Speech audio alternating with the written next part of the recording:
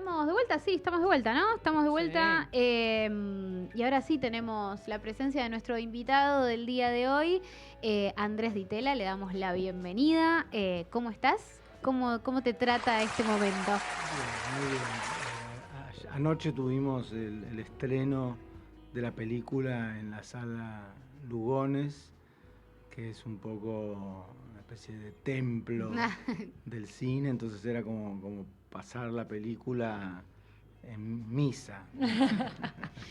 Te quería preguntar un poco cómo estrenar una nueva película. Digo, sos una persona que ya tiene otras películas y que siempre es muy bien recibido y muy pensado lo que haces, muy considerado, muy bien considerado. Y digo, un nuevo estreno, ¿qué nuevas sensaciones o qué sensaciones se renuevan cuando volvés a estrenar, cuando volvés a mostrar tu película a un público? Y todo es empezar de cero, Mm. aunque parezca mentira, o por lo menos la sensación es, bueno, ¿qué pasará? ¿No? Si bien la película viene ya hace como 6 meses dando vueltas por Sí, todo el mundo, sí. se estrenó en San Sebastián, en España, y bueno, estuvo en Mar del Sí. Plata. Entonces yo ya tengo algo de evolución y más o menos estoy tranquilo, pero igual, viste, es como que el público para mí de Buenos Aires es un público como especial y en algún sentido es mi destinatario. Es decir, entonces, sí, siempre uno está un poquito especialmente nervioso con esas circunstancias. Y ayer, por suerte, la verdad que fue increíble. O sea, muy emocionante, ¿no? Digamos, para mí, pero una cosa que me viene sorprendiendo de esta película es cómo pega emocionalmente mucha gente. O sea, y gente de todas edades. O sea, eso me sorprende, de que gente muy joven, por ejemplo, chicos de 19 años, 20 años, ¿por qué les pega tanto una película así? O sea, hay una construcción detrás, Mm. hay una dramaturgia, o sea, yo intento, digamos, armar una especie de viaje emocional para el espectador, pero igual me sorprende. ¿Y qué crees que puede ser lo que conecta? Yo por lo menos pienso un poco en las cuestiones como de identidad o de búsqueda que están ahí como de quién soy, o sea, qué me define. Pero digo, vos, ¿cómo lo ves eso? ¿Qué te devuelven las distintas personas? Es difícil decir porque hay algo que a priori, viste, es una película Sí. documental tras las huellas de un personaje del siglo XIX, muy remoto en un punto, del cual existen 2 fotos y un cuadro, un óleo. Ujú. Eh, entonces me sorprende que llegue tanto, o sea, por más que yo haya hecho un trabajo para que suceda eso, y quizás tenga que ver, yo creo que la película está narrada en primera persona, y esa primera persona yo le trato de dar cuerpo, es decir, que soy yo mismo, y en algún sentido ofrezco como mi libra de carne, ¿entendés? En el altar de la película, para que el espectador o los espectadores se puedan meter por ese camino y acercarse a esa figura enigmática de Guillermo Enrique Hudson o William Henry Hudson. Y realmente me sorprende igual que suceda. Viste, por más uno puede tener una intención, pero ayer era impresionante. O sea, además gente, digo, entre muy joven o, qué sé yo, alguien como Martín Rejma, que Sí. presentó la película ayer, está completamente conmocionado. Que yo, mira, lo conozco hace mucho a Martín, jamás lo había visto llorar. Y acá estaba destruido, que no podía hablar. Mm. Qué locura. Sí. Y, perdón, Vic, No, no estoy y justamente recién lo mencionaste, este personaje que en la misma película un poco se habla de esto de, era alguien que intentó borrar todas sus huellas. Sí. Vos de alguna forma con este documental rescatás esa figura. Me gustaría saber un poco cómo llegaste a esa decisión, por qué él y por qué decidiste que sea un poco el eje de este trabajo. Sí.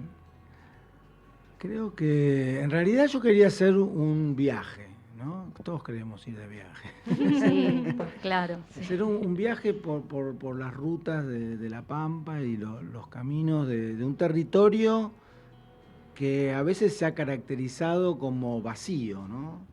Es decir, inclusive en el siglo XIX, la guerra contra lo que hoy llamamos pueblos originarios, que antes Sí, la se llamaban barbarie. los salvajes,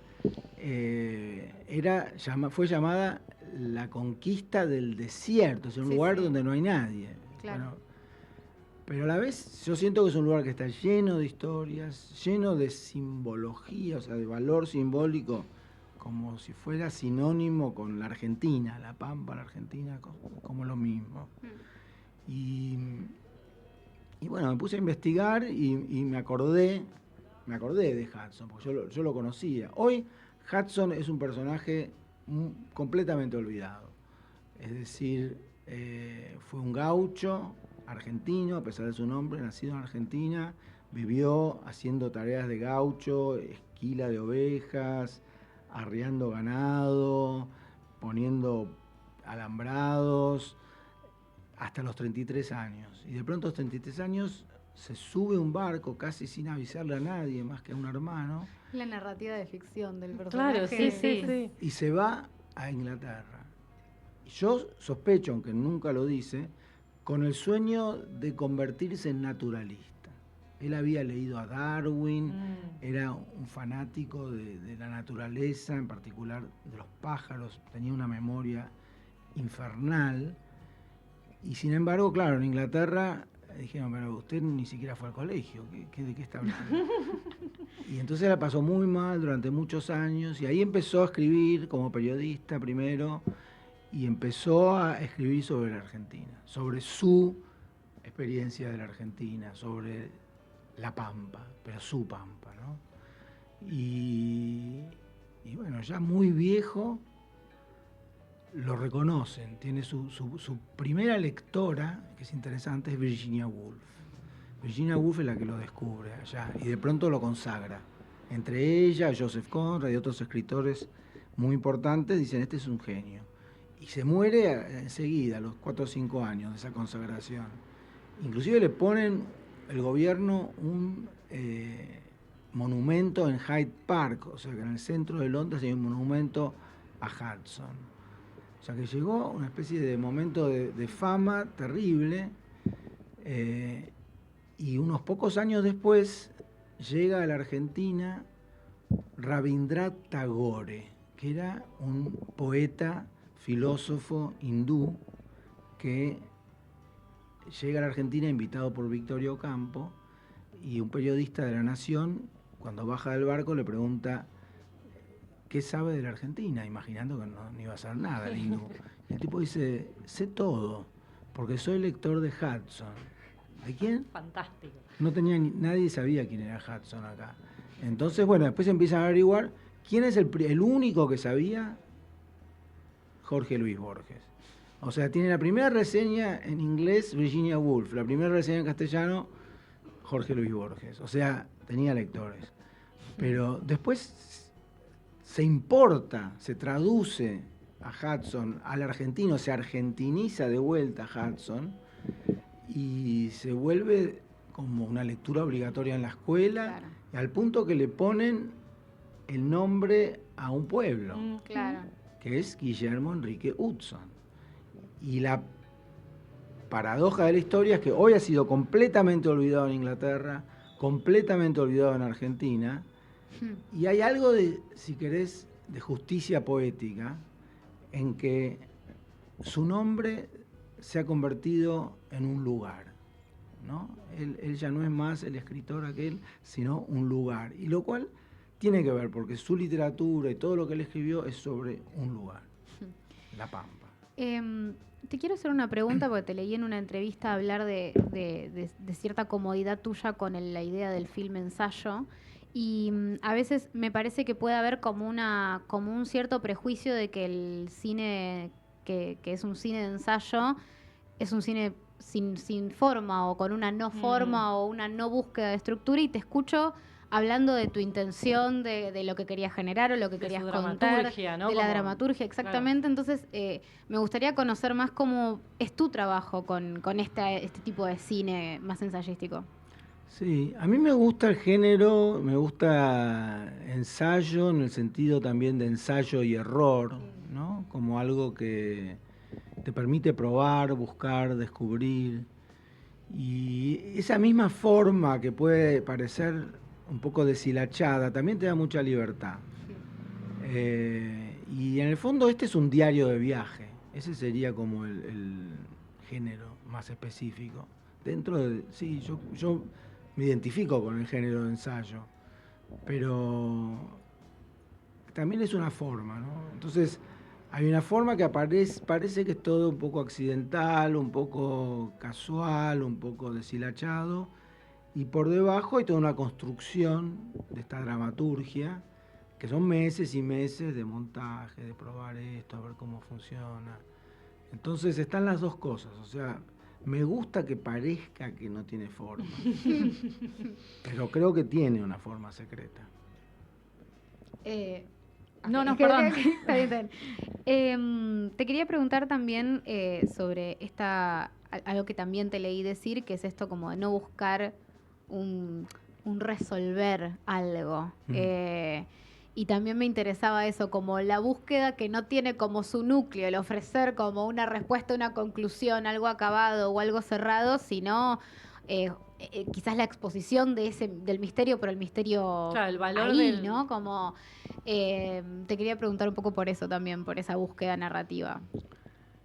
El misterio de Hudson es como son estas dos preguntas, ¿no? ¿Por qué se fue? Claro. Y después, si añoró tanto, ¿por qué no ¿Por qué no volvió? volvió? Claro. Y él tuvo Claro. la chance de volver, porque el hermano, uno de los hermanos fue ingeniero, le fue muy bien, construyendo los ferrocarriles, que era lo peor que podía hacer para Hudson, que destruía la naturaleza, pero él confiesa en uno de los últimos libros, en el prólogo, cuenta que él tuvo la posibilidad de volver y que en ese momento se negó, como casi por orgullo, porque no quería volver fracasado, yo creo. No uso esa expresión, Claro. pero... Y sin embargo, se pregunta si de los dos caminos que se me abrieron en ese momento, si no tomé el camino equivocado. Entonces es muy fuerte eso. Y a la vez, en una carta a un amigo, también en los últimos años, le dice: mi vida terminó cuando me fui de La Pampa. Entonces, son cosas que yo creo que resuenan, ¿no? En cualquiera puede sentir que en algún momento se equivocó, que tomó un camino equivocado, que debió haber hecho otra cosa, y que hay un momento de su vida en que tuvo una experiencia muy intensa y que después de eso es como, uy, ¿y ahora? Y dentro de eso hay algo que, bueno, es notable, y vos lo mencionaste igual hace un ratito, que tiene que ver con esa narración como en primera persona. Sí.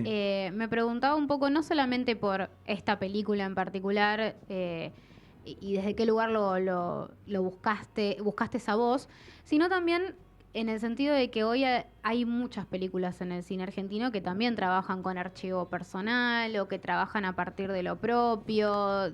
Digo, es algo que empieza como a repetirse. Y te quería preguntar cómo ves eso un poco desde tu voz, pero al mismo tiempo Sí. si estás como observando eso ahí. Eso que sucede, Claro, ¿no? como Como- desde otro lugar. Sí, mira, es como... Es decir, yo cuando empecé a hacer películas así en primera persona, documentales en primera persona, La televisión y yo, en Sí, 2002, sí. era algo un poco inusual e inclusive mal visto. Por eso como te diciendo, pregunto, ¿quién se creyó sí. ¿Por qué tengo que ver lo que le pasa a él? Claro. Y ahora es como que dio toda una vuelta a la cuestión y ahora es otra película más en primera persona. Es como que... a mí me parece que es un género, es una forma, ¿no? También, como puede ser la poesía, el soneto, o como puede ser en el cine el western o el policial. O sea, no es que la gente dice basta de policiales, o sea... Claro. Sí, sí. Entonces, un poco es eso. Lo que sí creo es que hay que ganarse el uso del Eso es primer superinteresante. pronombre, digamos, del singular. Y ahí es donde yo creo que cada película que uno hace hablando en primera persona, en algún sentido tiene que ver algún gesto de entrega, casi diría de coming out, ¿no? De revelar algo un poco incómodo. Claro, y que no sea solo una postura, ¿no? Claro. Que haya algo realmente por entregar. Bueno, exactamente. Esta es lo que yo antes llamé una libra de carne, ¿no? Claro. Para usar la Sí, palabra sí. de Shakespeare. Pero sí, tiene que haber algo real, ¿no? Pero a mí me parece que funciona, por lo menos yo siento que eso pasa con los espectadores de que me vienen a hablar o que me escriben, como entrada. Es decir, es un recurso para que el espectador o la espectadora entre en ese viaje emocional y se Claro. conecte, por ejemplo, con la historia de Hudson.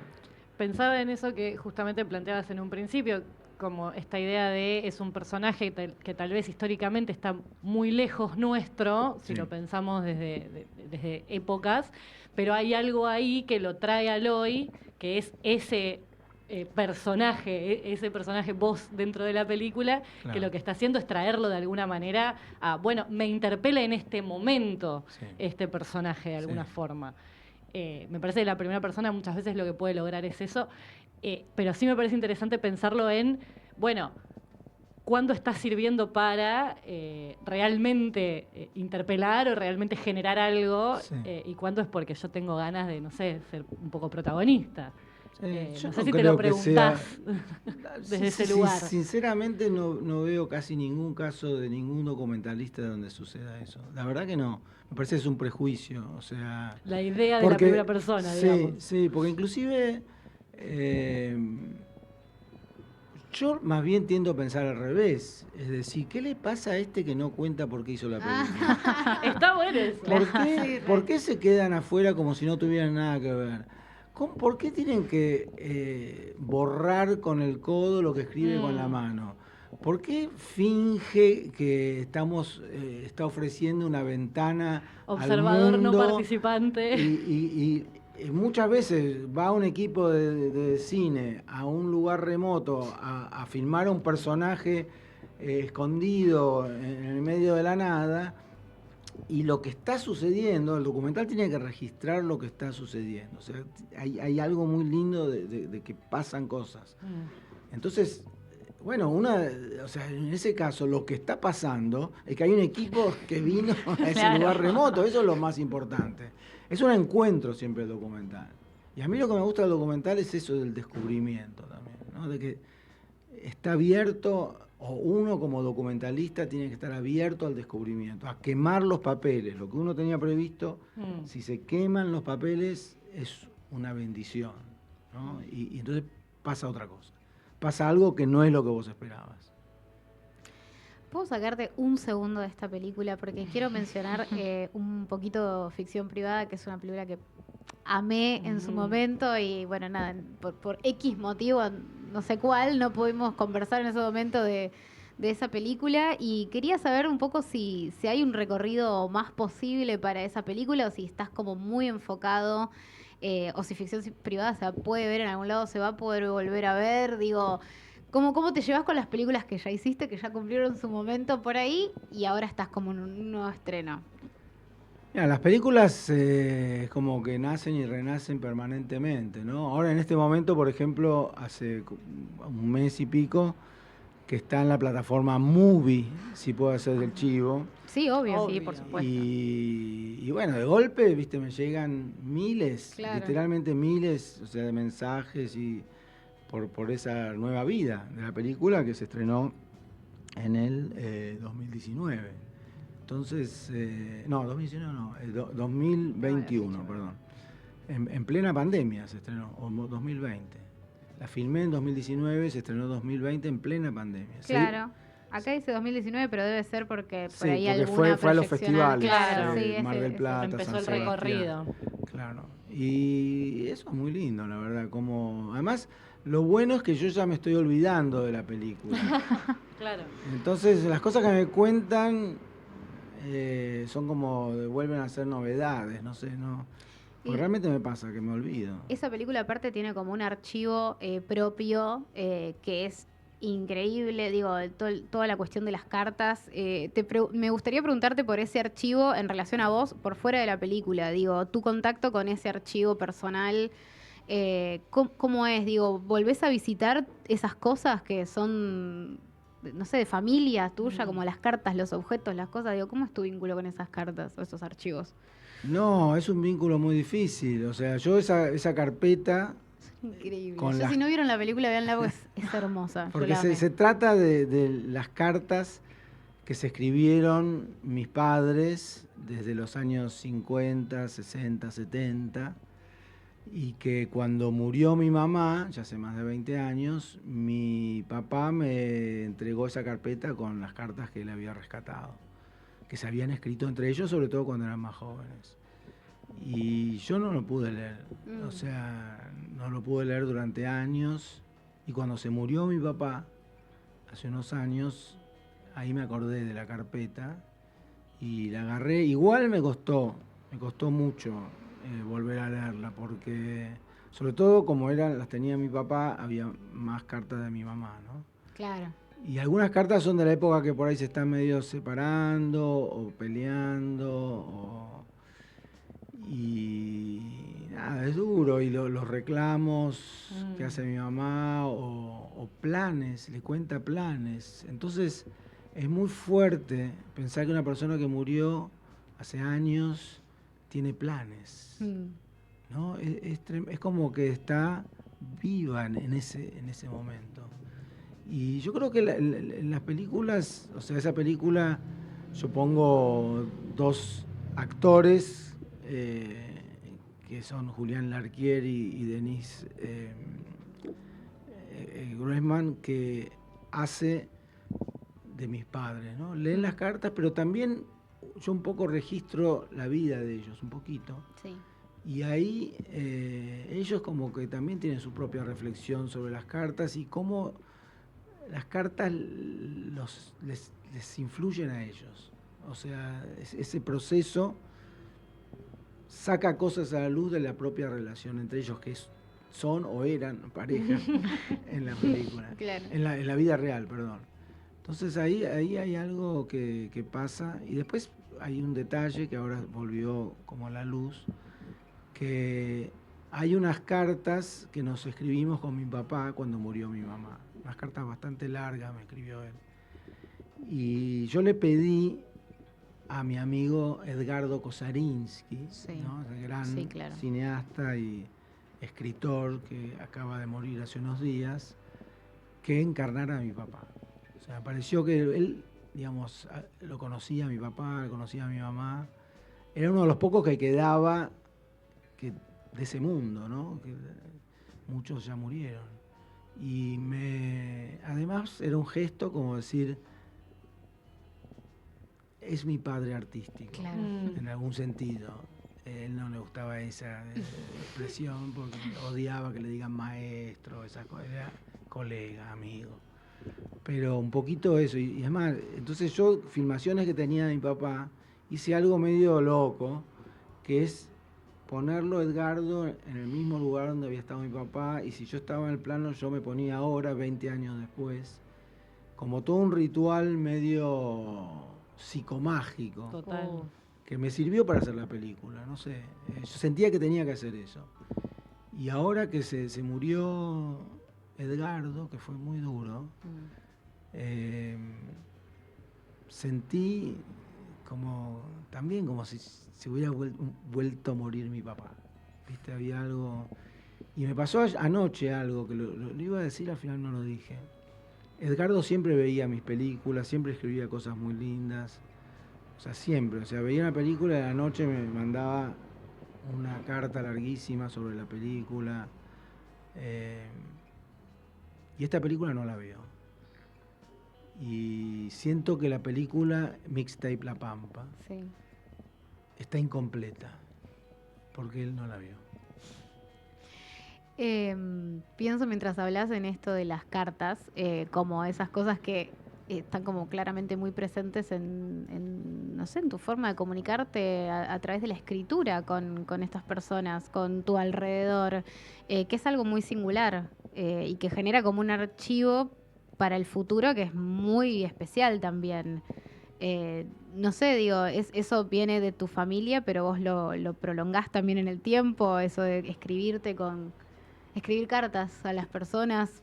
Sí, son mails ahora, ¿no? Claro, sí. Claro. Bueno, Pero cartas. yo he Pero son mandado muchas veces, ahora el año pasado estuve 6 meses en Estados Unidos y entonces me di el gusto de mandar postales a todos mis amigos. Fantástico. Qué lindo.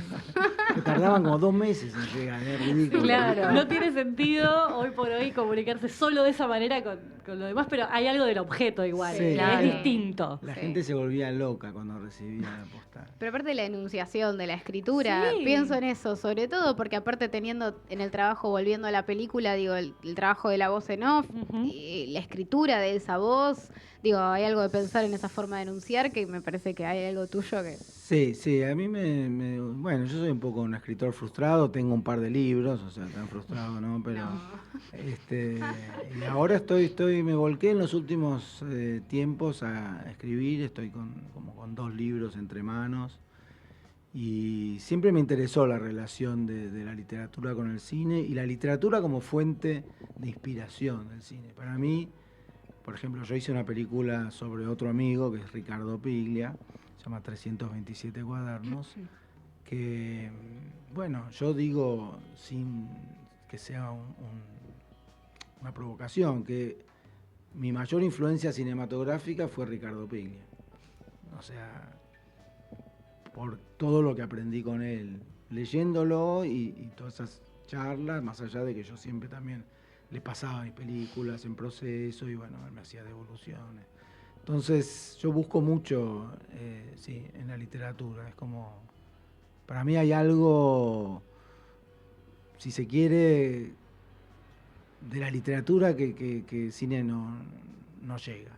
O sea, que es mucho más profunda la literatura, no sé. Andrés, creo que ya te hemos quitado suficiente tiempo. Gracias enormes por haber compartido estos minutos con nosotras y contarnos sobre tu película, el mayor de los éxitos. Y bueno, nos contabas que está en la Lugones. Está en la sala Leopoldo Lugones del Teatro San Martín todos los días hasta el jueves y estamos haciendo presentaciones. Mañana va a haber una charla con Santiago Liach, escritor, Sí. y el domingo con Pedro Saborido, es otro amigo que también le interesa mucho la Pampa y el territorio ese. Entonces, nada, hablaremos con ellos y la película sigue hasta el jueves y después pasa al cine Gaumont. Entonces hay una Espectacular. segunda chance Bien. para verla. Fantástico. Buenísimo. Bueno, muchísimas gracias. Muchísimas gracias. Gracias a ustedes. Gracias. Nancy, ¿qué hacemos ahora? Y vamos a escuchar una canción, en este caso Shark Smile de Big Thief.